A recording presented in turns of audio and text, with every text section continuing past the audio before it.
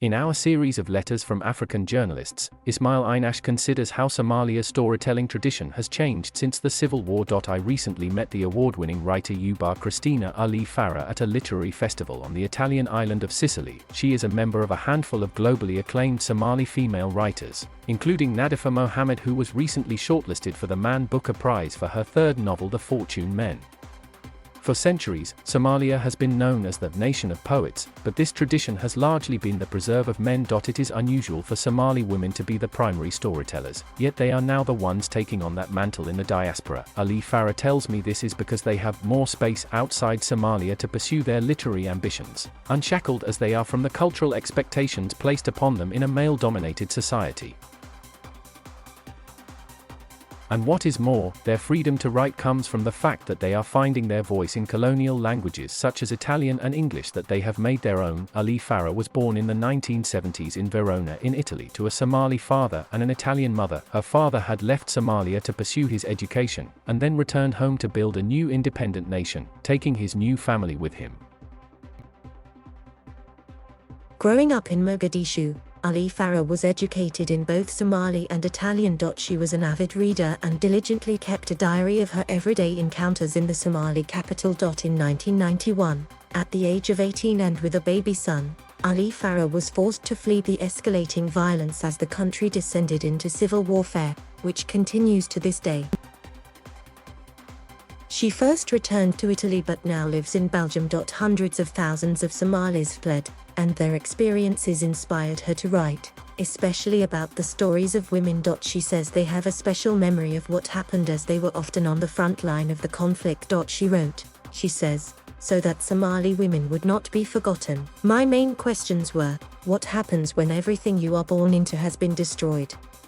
What do you do to root yourself again? What do you do to survive?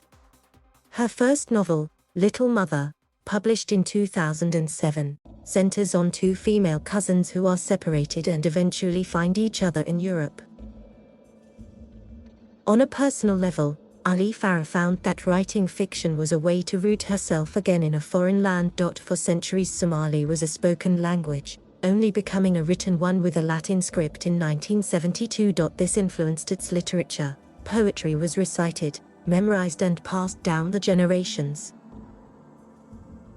So novels have only really come into fruition in exile, though they often nod to Somalia's rich oral tradition. In Little Mother there are sensory layers of rhythm and tempo, mimicking the poetic form. Ali Farah says it includes 3 classic poems reworked and imagined through the eyes and sounds of women. The author is in Palermo, Sicily's capital, to promote her new book Stazione della Luna. Set in the 1950s when Somalia was under UN trusteeship, it is about the struggle for independence, and she takes her inspiration from the godfather of the Somali novel, Nuruddin Farah. He wrote from a crooked rib in English. It was published in 1970 to international acclaim.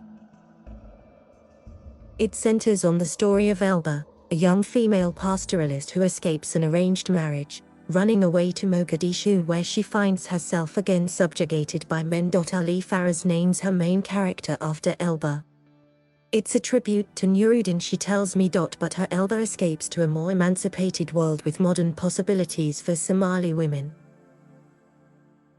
Literature is a dialogue with other texts and novels, Ali Farah explains, a conversation between the past and present. She also explores conversations between the men and women through her work, something that is all too often sadly missing in Somali society. Her success, and that of her literary peers, has made it clear that Somali women will no longer be silenced.